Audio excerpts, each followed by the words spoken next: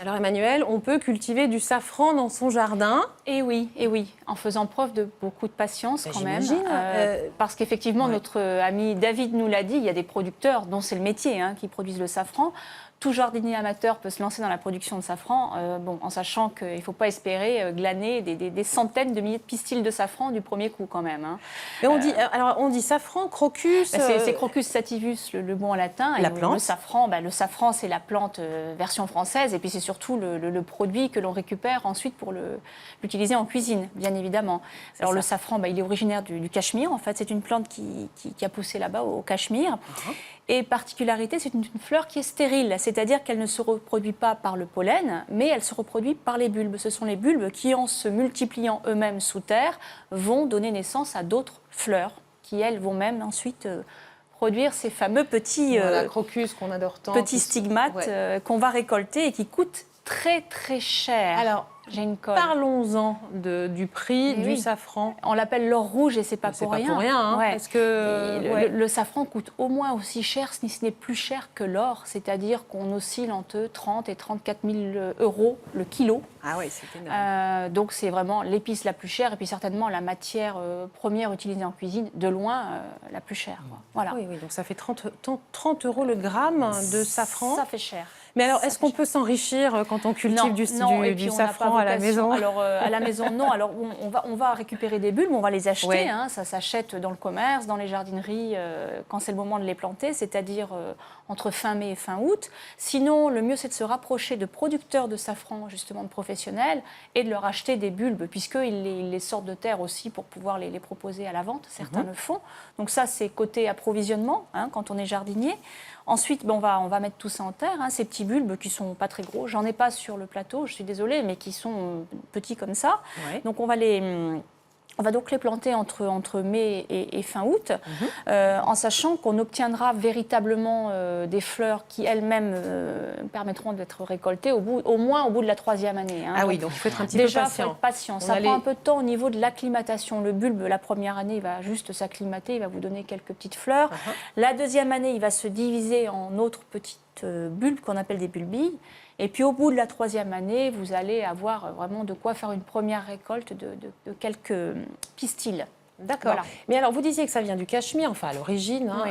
Voilà, il a été bien sûr acclimaté depuis très longtemps dans nos régions. Mais est-ce que ça veut dire que ça a besoin d'un climat particulier, d'une hydrométrie spéciale? Alors oui, ça aime bien justement pousser en altitude. Ça peut supporter des altitudes jusqu'à 2000 mètres. Donc c'est une très bonne nouvelle pour les jardiniers qui sont en montagne et qui se demandent toujours mais qu'est-ce que je peux bien faire pousser chez moi? Voilà. Donc voilà, ça peut pousser jusqu'à 2000 mètres d'altitude et surtout ça résiste jusqu'à des températures qui descendent à moins 20 degrés de fait. C'est super résistant. Donc ça peut rester en terre d'un hiver sur l'autre, il n'y a pas de souci. Alors un petit conseil pour nos amis jardiniers, la première année quand vous les mettez en terre, vos bulbilles, n'oubliez pas de les marquer au sol, de marquer l'emplacement où vous avez planté vos bulbes, parce que sinon vous ne saurez plus où ils sont avant qu'ils repoussent l'année suivante. Oui, d'accord, et on risque de les endommager si on travaille un peu la terre. Donc oui, ça peut supporter des altitudes assez élevées.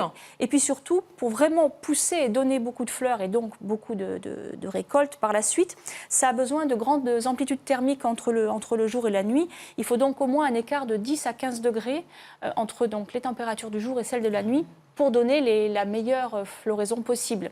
Donc voilà, c'est pour ça qu'on trouve par exemple des producteurs en Aveyron où il y a ces écarts de température. C'est une personne, Véronique Esch, que j'avais interviewée sur ce sujet-là, qui est dans ces zones-là justement. Donc ça donne des meilleurs résultats. Est-ce qu'on peut cultiver des crocus en pot? Malheureusement non. Tous les essais qui ont pu être faits jusqu'à présent n'ont pas donné de résultats concluants. Pourquoi? Parce que le safran a besoin, enfin le crocus a besoin d'être planté dans une terre vraiment bien drainée où il y a un petit peu de cailloux, un petit peu de gravier. Et en pot, obtenir un mélange idéal, franchement, c'est pas facile. Donc c'est vraiment une culture de pleine terre, une récolte manuelle. Donc le jardinier, il va s'armer de patience une fois qu'il aura récupéré ses Comment il premières fait fleurs. Expliquez-nous. Alors là, on a peut-être une photo de cueillette qui va s'afficher. C'est une cueillette. Alors soit vous récoltez toute la fleur, voilà, on voit à l'écran, soit vous récoltez toute la fleur et vous en extrayez ensuite le pistil, qui est lui-même composé donc de ces 3 petits stigmates rouges, qui eux sont l'épice, hein. Soit vous cueillez uniquement les stigmates. Enfin, c'est un boulot extraordinaire qui demande énormément de patience et de précision. Ouais, un vrai travail de titan, en effet. Voilà. Vous aviez dit, oui, la floraison, ça vous nous l'avez dit, septembre-octobre, c'est ça? Donc oui, on a le plaisir des fleurs, parce que c'est juste magnifique, les crocus, avant de déguster. C'est très court, hein, c'est très court, c'est une période de 3 semaines à peu près, qui va varier selon la météo qui a précédé pendant l'été, hein, mais on est autour de septembre-octobre. Ouais. Une dernière petite question, j'imagine que les bulbes ne sont pas éternels. Est-ce qu'au bout d'un moment, il faut racheter des bulbes? Alors, on n'en est pas là pour l'instant, oui, parce qu'il faut 3 ans déjà le pour renouvellement, que ça fonctionne. là c'est les paroles de professionnels, mais je pense qu'on peut s'en inspirer. Le renouvellement, tous les 3 à 5 ans à peu près, il est conseillé d'arracher ces bulbes en fin de végétation. Quand les feuilles sont complètement sèches, donc l'année d'après, au mois de mai, on peut séparer les oignons, hein, les bulbes. On va les laisser un peu sécher, puis on va les replanter. Donc, en fait, c'est une forme de régénération. Hein. Et puis, si vous voulez, vous pouvez toujours acheter des bulbes et puis les replanter. Mais voilà, c'est une belle aventure. En tous les cas, même si on ne récolte pas énormément, c'est une fleur qui est belle. Mais c'est ça, on peut en faire des tapis. Mais bien on sûr. peut en faire des tapis, c'est décoratif, c'est beau. Et voilà, il faut juste en profiter pour le plaisir de la fleur. Merci beaucoup, Emmanuelle. Et alors, il y a le plaisir de la fleur, mais il y a le plaisir du palais et de la dégustation. On voit ça tout de suite avec Suzanne Mété dans la rubrique Gastronomie. C'est ça.